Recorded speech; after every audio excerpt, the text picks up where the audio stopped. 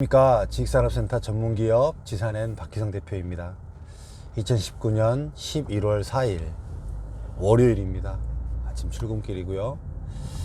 약간 좀 썰렁한 기운이 있는 현재 시간은 5시 40분입니다. 다시 일상으로 돌아왔습니다.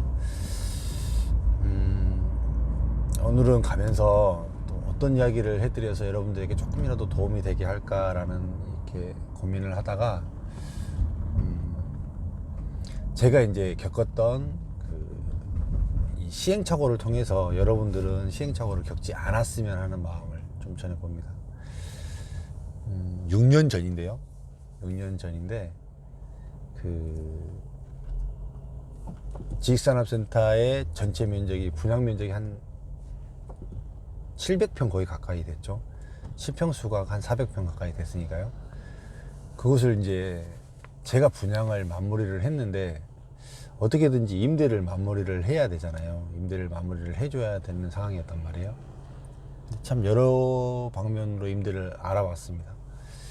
이렇게 63빌딩 스카이 라운지 거기를 그때 당시에 아는 친하신 형님이 그 63 관리를 하고 계셔서 그것도 유치해 보려고 했고, 그 다음에 그냥 회사로서 이렇게 큰 회사를 유치해 보려고도 했고, 참 많은 데를 유치를 해 보려고 그랬는데 유치가 결국은 안 됐습니다. 그래서 최종으로 내린 결론이 직접 뭔가를 한번 해보자 라고 해서 그때 당시에 생긴 지 얼마 되지 않았던 그 카페24에서 운영하던 창업센터, 지금으로 따지면 공유 오피스입니다. 소사무실을 직접 할 생각을 하고 그걸 계획을 세웠습니다. 그래서 전체 400평, 실평수 400평 면적을 이렇게 도면을 나눠서 한 호실을 거의 한 200개 가까이로 이렇게 나눠서 200좌석을 만들어서 임대 사업을 하면, 거기가 이제 한 달 월세가 2,600만 원이었거든요. 2,600만 원을 내고 나면 그래도 한 2천만 원 이상은 남을 수 있는 이런 구도가 되겠더라고요. 그래서 저희도 이제 현재 분양은 해봤지만 전문적으로 이렇게 작은 호실들을 이렇게 임대하고 이런 거를 전문적으로 해보지 않았기 때문에 시행착오가 있었죠. 그 다음에 그거를 이제 카페24 창업센터를 결정하게 됐던 가장 결정적인 이유가 그 카페24 창업센터 심플렉스 인터넷이거든요. 인터넷 호스팅 제공하는 업체, 거기 쪽에서 굉장히 달콤한 유혹을 줬습니다. 자기네들이 하고 있는 그 교육 시스템을 우리 카페24에서 할 것이고, 그 다음에 주기적으로 계속적으로 사람이 올 수 있도록 이렇게 주기적으로 자기네가 마케팅도 해주고 하겠다. 결과적으로는 자기 회사의 시스템을 키우고자 함이었지만 그게 굉장히 큰 달콤함으로 다가왔습니다. 그래서 결정을 했어요. 하자. 그래서 공사를 시작하고 실제로 이 카페24 창업센터를 가산점을 했습니다. 지금도 아마 카페24 창업센터 중에서는 가장 면적이 클 겁니다. 이제 도면을 그리고 실질적으로 니즈를 파악할 때는 우리 판단이 맞았습니다. 그거를 이제 저희 생각은 1인실과 2인실이 거의 대부분을 차지하기 때문에 호실을 최대한 많이 쪼개서 1인실, 2인실 형태로 만드는 게 낫다라고 판단을 했고, 카페24 창업센터에서 거기 안에서 사무실에서 실물을 보던 친구들은 아니다, 그래도 다인실이 들어갈 수 있는 호실들을 만들어야 된다. 그래서 거기를 가격을 좀 싸게 만들어야만 임대를 줄 수 있다. 그때 조금 사실은 우겼어야 됐어요. 근데 그거를 자기 카페24 쪽에서 자기네가 한 3-4번을 해봤기 때문에, 시행착오를 겪어봤기 때문에 그래도 하는 게 맞다. 그래서 그 말을 따랐습니다. 근데 사실은 그 판단이 가장 치명적인 판단이 돼버렸습니다. 1인실하고 2인실은 거의 대부분 사무실이 찾는데 다인실이 차지 않는 거예요. 이게 쉽게 얘기하면 전체가 100이라고 봤을 때 아무리 채워도 70%, 80%가 안 넘어가는 겁니다. 그냥 70% 정도 되면 사실 수익이 안 내거든요. 유지하기가 박박하거든요. 이제 그러면서 느낀 게 뭐냐면, 정확한 니즈를 파악해야 된다는 게 얼마나 중요한지, 그 부분에 그때 그거를 하면서 굉장히 절실하게 느꼈던 부분입니다. 그런데 우리가 이제 이걸 하면서 인테리어 비용이 거의 한 10억 들어갔습니다. 10억. 여러분들도 만약에 여러분들이 누가 지식산업센터를 분양을 받아서 임대를 준다고 했는데 누군가 여러분 그 임대 호실에 투자를 되게 많이 한다고 그래요. 그거는 그 임대인의 입장에서는 굉장히 환영할 만한 일입니다. 왜 그러냐면 손을 뺄 수가 없어요. 아무리 어려워지고 힘들어진다고 하더라도 손을 뺄 수가 없이 어떻게든지 그거를 유지하고 버티고 거기서 그 물건만큼을 뽑아내야 되기 때문에 이거를 그 손을 빼고 손절하기가 굉장히 어렵습니다. 그거는 무슨 얘기냐면 결과적으로 임대인 입장에서는 안정적인 부동산으로 갈 수밖에 없다라는 이야기입니다.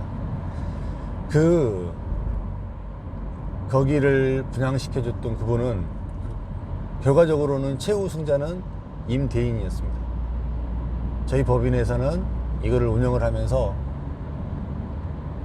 거의 어기지 않고 뭐 그래도 유지는 해 갔었으니까 어기지 않고 월세는 다 줬고요. 우리가 손해가 나더라도 월세는 다 감당을 했고요. 그러는 사이에 시세는 많이 올라갔습니다. 엊그저께 얼마 전에 이제 작년이구나. 작년에 그분이 자기 자금이 조금 사업하는데 필요하다 그래서 거기를 전체를 매각을 했습니다.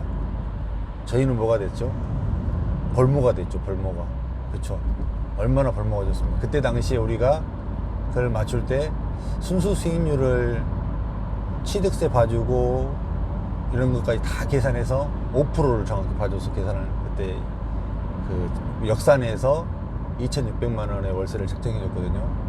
그러니까 조금 이제 분양가가 판매 가격이 올라갔기 때문에 새로 사는 사람들은 5%가 안 됐지만 그래도 안정적으로 시설이 되어 있고 월세가 나오는 것이 개런티가 되었기 때문에 안 살 이유는 없는 거죠. 그렇죠.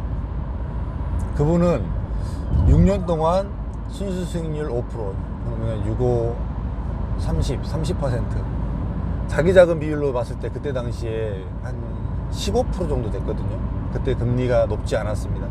자기 자금으로 봤을 때는 그때 자기 자금 한 30% 들어갔거든요. 한 15% 정도 수준 나오는 정도 됐었었는데 그렇게 따지면 6년 동안 15%가 꾸준히 나왔으니까 30, 한 90% 정도 수익률 나왔죠.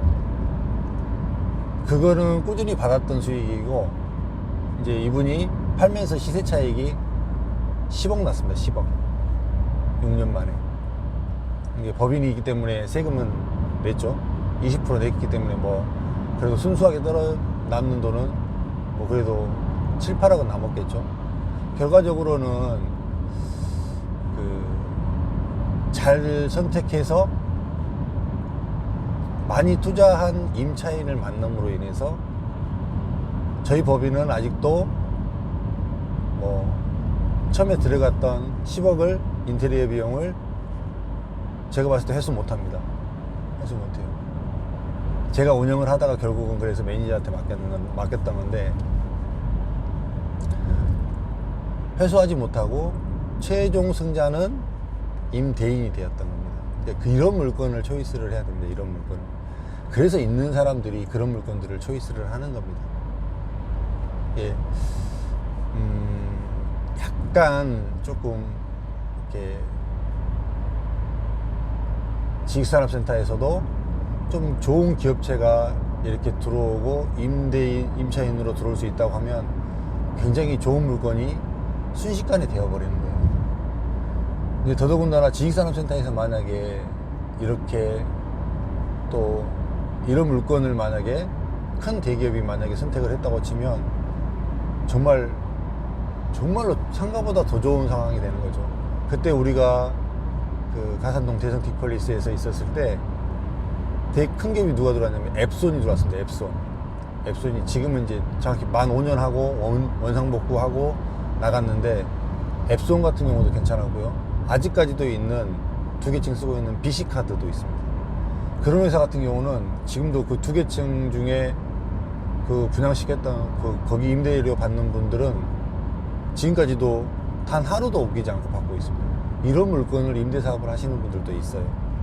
맨날 손님이 바뀌어서 힘들게 이렇게 임차인들을 구하고 공시를 걱정하고 살아가는 사람도 있지만 단 하루도 어기지 않고 이렇게 임대를 줘서 정말 안정적인 수익형 부동산으로서 역할을 감당하는 사람들도 있습니다. 물론 이제 여러분들이 들었을 때는 뭐 자금적인 부분이라든지 이런 부분들 때문에 약간 좀 달리 생각할 수도 있겠지만, 이제 오늘 영상의 주된 요인은 뭐냐면, 저처럼 이렇게 전문적으로 이쪽 부동산 쪽에 있는 사람으로서도 시행착오를 한다라는 거예요. 우리가 흔히 생각할 때 봐보세요. 부동산을 사서 임대라는 것 보고 뭐라고 얘기를 하냐면, 단어로 임대 사업 한다고 그럽니다. 당신 뭐 하냐? 나 임대 사업 한다. 임대 사업입니다, 사업. 그런데 이 사업을 굉장히 가볍게 생각하고 접근하는 사람들이 많아요. 사업이에요. 어떻게 하면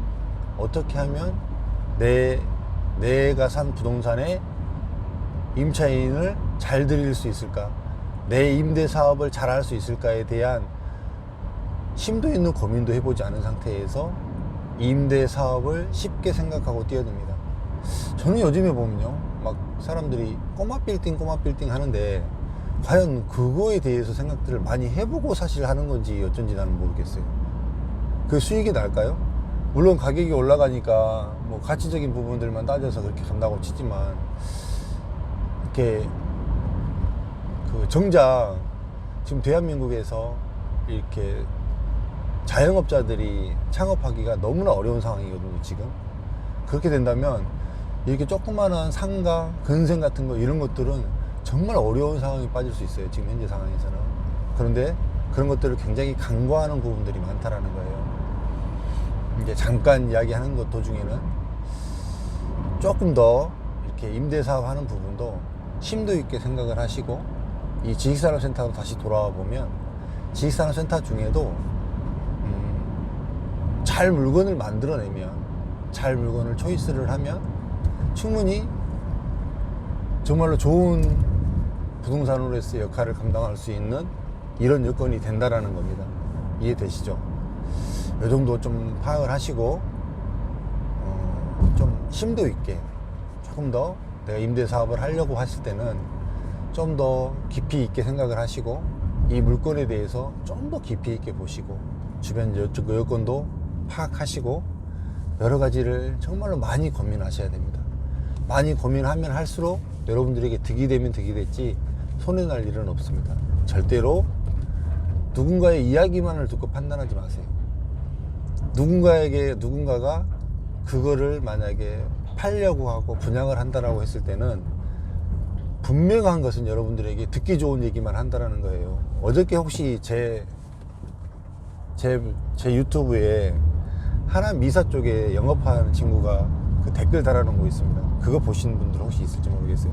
그 친구 써놓은 댓글 한번 봐보세요. 뭐라고 써졌는지. 그 친구 지금 보고 있을지 안 보고 있을지 모르겠는데, 좋은 것만 이야기 해놨잖아요. 좋은 것만. 한강이 보이고, 뭐 주변에 뭐가 들어오고, 그래서 뭐 기업체가 몇백 개가 들어오고, 그래서 뭐 수요가 많고, 뭐 교통이 좋고, 뭐 어쩌고 저쩌고, 그런 얘기만 써놨잖아요. 저는 나중에는 하남은 물론 인프라가 될 수도 있다고 생각합니다. 그런 인프라가 구성이 되어서 강남 쪽 기업체가 이쪽으로 옮겨온다고 치면 저는 가능성은 있다고 봅니다. 근데 너무 물량이 많아요. 물량이. 그게 맹점이에요. 그게 맹점. 일반 사람이 들어갔을 때는. 근데 그런 이면적인 부분은 보지 않고 그 친구는 좋은 부분만 이야기를 했단 말이에요. 좋은 부분만 이야기를 해서 충분히 될 수 있을 거라고. 물론 뭐 투자적인 입장에서 봤을 때는 뭐 그 친구가 얘기하는 것처럼 일견 틀리지는 않습니다. 그러나 거의 대부분 지금 제 영상을 보시고 지식산업센터를 투자를 하시고 이렇게 가려고 하시는 분들이 프로페셔널한 임대사업자, 프로페셔널하게 이렇게 임대를 해봤던 이런 분들이 아니시잖아요. 그렇기 때문에 리스크가 상당히 더 있다고 봐셔야 됩니다. 그렇기 때문에 더 조심해야 되고, 더 그 리스크를 해지할 수 있는 물건들을 설치를 해야지 쉽게 선택해서는 안 된다라는 이야기입니다. 그렇습니다. 오늘 좀 아침에 가다가 저의 사례를 들어서 또 여러분들에게 조금 더 시사하는 부분들을 이야기를 하고 싶어서 제가 이렇게 처음에 선택했을 때 그 설계적인 부분, 이제 좀 더 니즈를 파악을 했다면, 우리가 원했던 그 설계대로 했다면 정말로 뭐 한 달에 한 1,500, 2천만 원 정도는 충분히 수익을 낼 수 있는 이런 구도로 만들 수 있었는데, 저 또한 확신이 없었기 때문에 다른 사람 말을 듣고 그거를 잘못 판단함으로 인해서 굉장히 어려웠고 겨우 유지해 갈 수 있는 정도밖에 안 됐다라는 이야기입니다.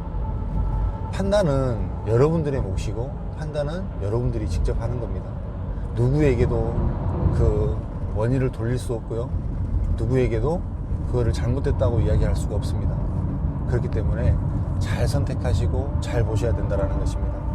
영상이 많이 길어졌습니다. 오늘 여기서 마치도록 하고요. 또 한 주간 화이팅 하시고 힘내시고, 또 여러분들도 또 좋은 소식들을 더 많이 전해드릴 수 있도록 하겠습니다. 구독과 좋아요도 눌러주시고 많이 응원해 주시면 제가 여러분들 위해서 좀 더 많은 근거를 남기도록 하겠습니다. 감사합니다.